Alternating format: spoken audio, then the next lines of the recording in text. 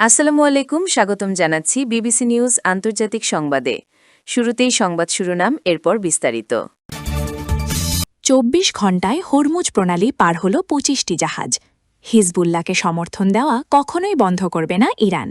আমাকে বোকা বলবেন না, বরং একজন মেধাবী স্বৈরশাসক বলুন ট্রাম্প। ইরানের হামলায় মার্কিন রিপার ড্রোনের ২০% ধ্বংস।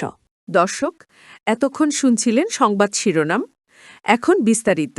আপনি যদি ইসরায়েলের ধ্বংস চান এবং মুসলিমদের পাশে থাকেন, তাহলে ভিডিওতে লাইক করে চ্যানেলটি অবশ্যই সাবস্ক্রাইব করে দিবেন এবং আপনার মূল্যবান মতামত অবশ্যই কমেন্টে লিখে জানিয়ে দিবেন। এখন বিস্তারিত। ২৪ ঘণ্টায় হরমুজ প্রণালী পার হল ২৫টি জাহাজ। ইরানের ইসলামী বিপ্লবী গার্ড বাহিনীর আইআরজিসির নৌশাখা জানিয়েছে, গত ২৪ ঘণ্টায় অন্তত ২৫টি বাণিজ্যিক জাহাজ কৌশলগতভাবে অত্যন্ত গুরুত্বপূর্ণ হরমুজ প্রণালী অতিক্রম করেছে। ইরানের আধা সরকারি বার্তা সংস্থা ফার্স নিউজ এজেন্সির এক প্রতিবেদনে এই তথ্য নিশ্চিত করা হয়েছে। আইআরজিসি নৌবাহিনীর পক্ষ থেকে প্রকাশিত এক বিবৃতিতে বলা হয়েছে, গত একদিনে তেলবাহী ট্যাঙ্কার, কন্টেইনারবাহী জাহাজ এবং অন্যান্য বাণিজ্যিক নৌযান সহ মোট ২৫টি জাহাজ হরমুজ প্রণালী পার হয়েছে। হিজবুল্লাহকে সমর্থন দেয়া কখনোই বন্ধ করবে না ইরান।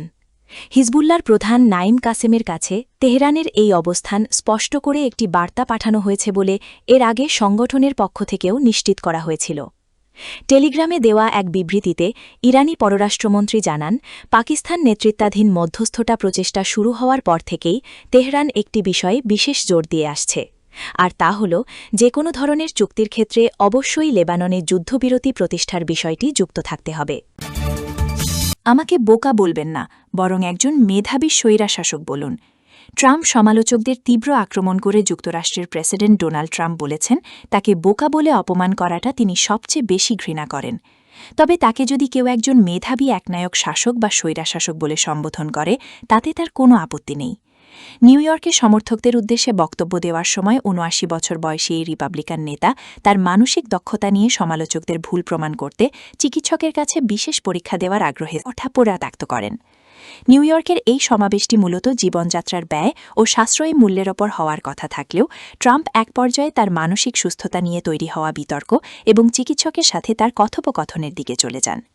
উপস্থিত জনতার উদ্দেশ্যে ট্রাম্প বলেন, তিনি এ যাবৎকালের দেখা সবচেয়ে বুদ্ধিমান মানুষ এবং যুক্তরাষ্ট্রের জনগণ নিশ্চয়ই একজন বুদ্ধিমান ব্যক্তিকে প্রেসিডেন্ট হিসেবে দেখতে চাইবে।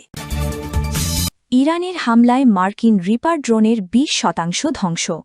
যুক্তরাষ্ট্রের সামরিক শক্তির অন্যতম প্রধান স্তম্ভ এবং অত্যাধুনিক প্রযুক্তির চালকবিহীন ড্রোন MQ-9 রিপার বহরে বড় ধরনের বিপর্যয় ঘটেছে।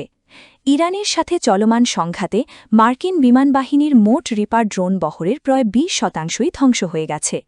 ব্লুমবার্গের সাম্প্রতিক এক প্রতিবেদনের বারাত দিয়ে মধ্যপ্রাচ্যভিত্তিক সংবাদ মাধ্যম মিডল ইস্ট আই এই তথ্য নিশ্চিত করেছে।